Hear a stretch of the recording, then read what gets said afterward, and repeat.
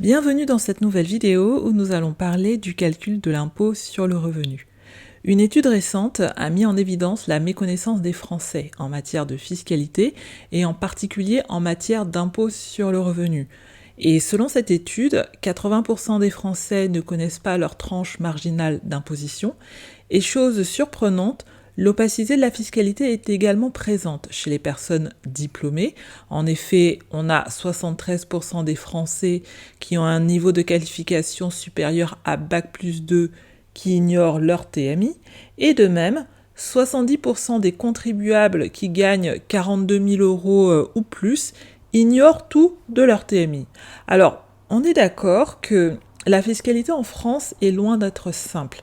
Ceci dit, comme le rappelle l'article des Échos, où est publiée cette étude, nos institutions étant fondées sur le consentement à l'impôt, il me semble important de s'éduquer sur le sujet. Et donc, dans cette vidéo, nous allons répondre à la question de comment calculer le montant de l'impôt sur le revenu.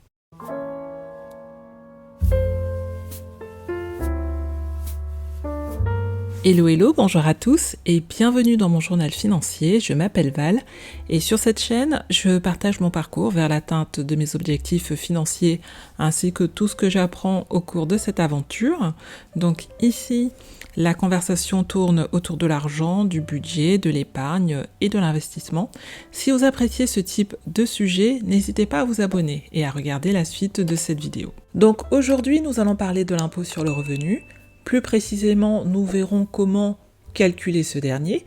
Comme je le disais en introduction, il me semble important de s'éduquer sur le sujet car il n'y a rien de pire que de subir sa fiscalité et cela sans rien comprendre. Et certes, faire sa déclaration est une période de phobie administrative pour de nombreuses personnes. Il faut reconnaître qu'entre revenus imposables, abattements, quotient familial et autres réductions ou crédits d'impôt, il n'est pas toujours facile de s'y retrouver.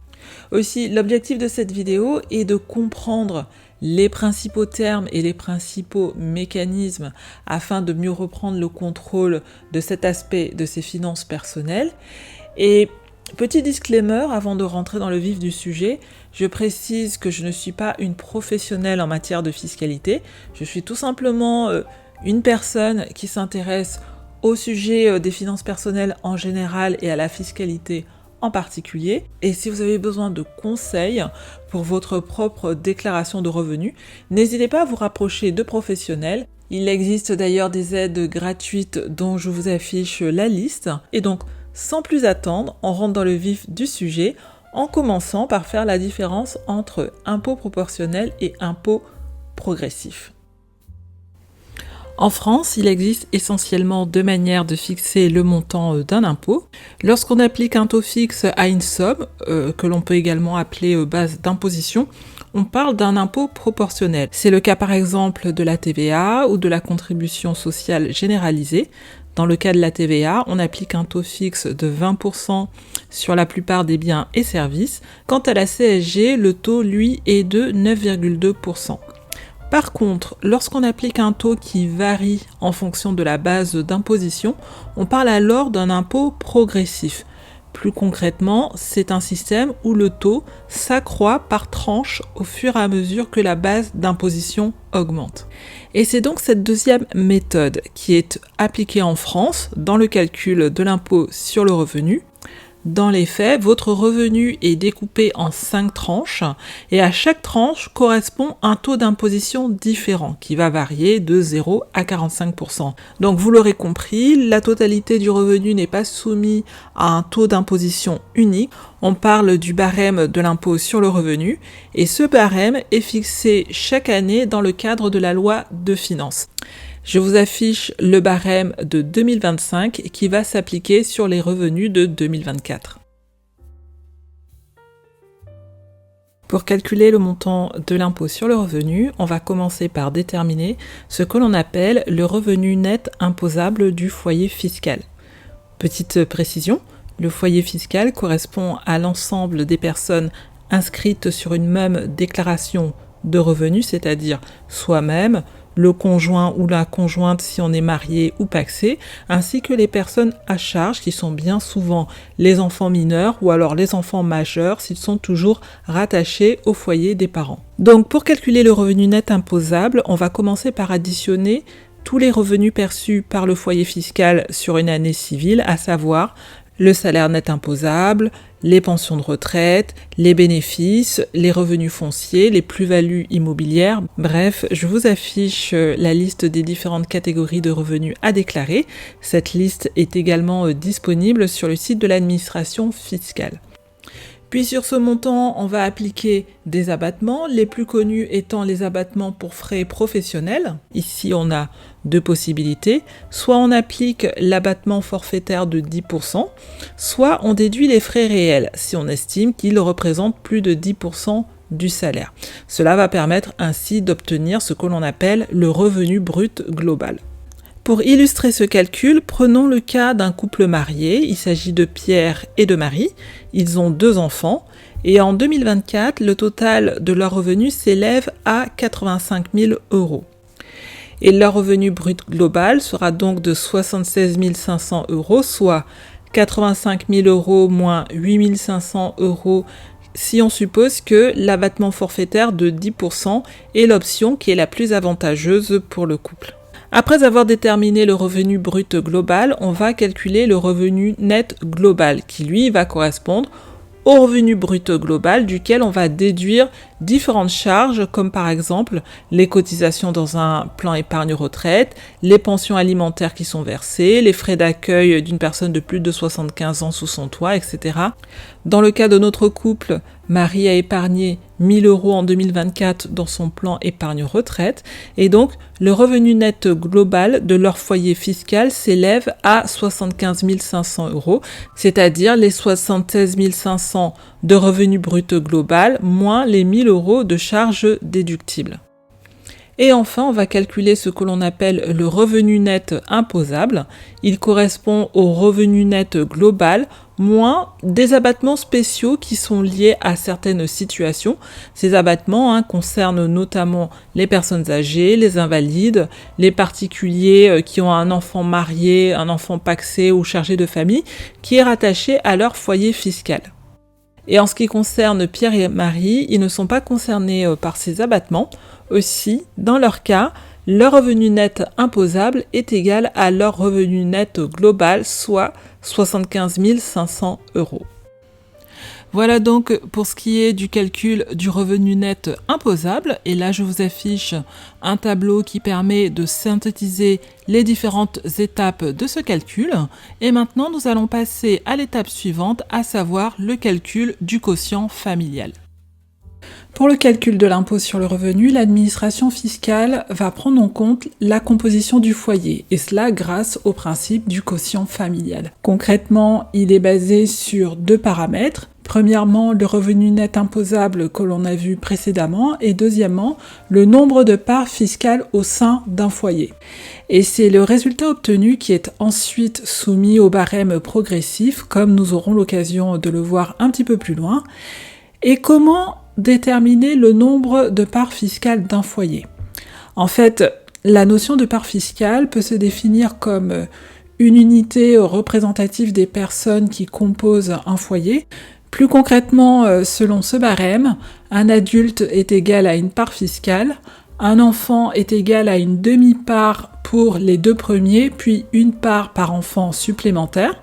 Et on peut également bénéficier de majoration de parts fiscales dans certaines situations. Par exemple, si on est un parent isolé, si on est un ancien combattant ou alors en situation d'invalidité. Et donc, par exemple, si vous êtes célibataire, divorcé ou veuf et sans enfant à charge, votre foyer va représenter une part fiscale. Si vous êtes marié ou pacsé sans enfant à charge, vous avez droit à 2 parts. Si vous avez des enfants à charge, vous bénéficiez de parts supplémentaires. Je vous affiche un tableau qui récapitule le nombre de parts fiscales en fonction de la composition du foyer. Et si on revient sur le cas de Pierre et de Marie, cette famille totalise 3 parts fiscales, c'est-à-dire une part par adulte et une demi-part par enfant. Quant au quotient familial, il s'élève à 25 167 €, ce qui correspond bien au montant de leur revenu net imposable de 75 500 € divisé par 3. Et comme vous pouvez le voir dans le tableau qui s'affiche, en fonction de la composition du foyer et donc du nombre de parts fiscales, à revenu net imposable égal, le quotient familial est plus ou moins important. Cela montre bien que le nombre de parts va influer sur le montant de l'impôt. Plus le nombre de parts est important et moins l'impôt sera élevé. On continue avec l'application du barème de l'impôt. Le revenu imposable par part fiscale est découpé en tranches. Dans le cas de Pierre et de Marie, il est découpé en 2 tranches. Une première de 0 à 11 497 € et une deuxième qui va de 11 498 à 25 167 €. Sur la première tranche, selon le barème, le taux d'imposition est de 0%. Aussi, le montant de l'impôt est nul pour cette tranche. Et pour la deuxième tranche, le taux d'imposition est de 11%, ce qui représente un montant de 1504 €. On additionne ces deux chiffres pour obtenir le montant de l'impôt pour une part fiscale, soit 1504 €. Et comme la famille est composée de 3 parts, il faut ensuite multiplier ce résultat par 3 pour obtenir le montant de l'impôt qui est égal à 4511 €. Il s'agit d'un montant brut car, en effet, le montant de l'impôt sur le revenu à payer peut être ajusté. Selon sa situation, on peut être soumis au plafond du quotient familial, on peut bénéficier d'une décote si on fait partie des foyers aux revenus modestes. On peut également bénéficier de réductions et ou de crédit d'impôt si on a engagé certaines dépenses. Et enfin, il y a ce qu'on appelle la contribution sur les hauts revenus. Et dans cette vidéo, nous allons nous intéresser aux 3 premiers points et on commence avec le plafonnement du quotient familial. Nous en parlions précédemment, une des conséquences du quotient familial, c'est qu'il va entraîner une diminution du revenu soumis au barème et donc une diminution in fine du montant de l'impôt. Comme on peut le voir dans le cas de Pierre et de Marie, le montant de l'impôt n'est pas le même en fonction de s'ils ont des enfants à charge ou non. En tant que couple sans enfants, l'impôt est de 8 981 €, alors qu'il est de 4 511 € avec 2 enfants à charge, ce qui représente une économie de 4 470 €. Mais il faut faire attention car l'avantage fiscal lié au quotient familial est plafonné. En effet, en 2025, le montant de ce plafond est de 1 791 € par demi-part supplémentaire. En d'autres termes, dans le cas de Pierre et de Marie, la prise en compte des 2 demi-parts supplémentaires ne doit pas leur faire économiser plus de 3 582 €. Nous avons vu que l'économie réalisée est de 4 470 €, ce qui est supérieur au plafond auquel ils sont éligibles. Et donc, on ramène l'économie à 3 582 €, ce qui donne au final un impôt de 5 399 € et non de 4 511 € comme calculé initialement. Voilà ce qu'il en est du plafonnement du quotient familial et maintenant voyons ce qu'il en est de la décote pour revenus modestes. La décote, c'est un système qui permet de réduire le montant de l'impôt des foyers qui sont imposables mais qui ont des revenus modestes. Et pour en bénéficier, le montant de l'impôt brut ne doit pas dépasser les seuils suivants en 2025 pour ce qui est de la déclaration des revenus de 2024. Donc ils ne doivent pas dépasser 1 964 € pour les personnes célibataires, divorcées ou veuves. Et il ne doit pas dépasser 3 249 € pour les personnes en couple marié ou pacsé et donc qui sont soumis à une imposition commune. La décote va s'appliquer de manière automatique si on remplit ces critères et le montant de cette décote s'obtient en retranchant 45,25% du montant de l'impôt brut à la somme forfaitaire de 889 € si on est sur une imposition individuelle ou alors la somme forfaitaire de 1 470 € pour une imposition commune. Prenons 2 exemples pour un peu mieux comprendre. celui de Kevin qui est célibataire et celui d'Arnaud et de Clémence qui sont mariés.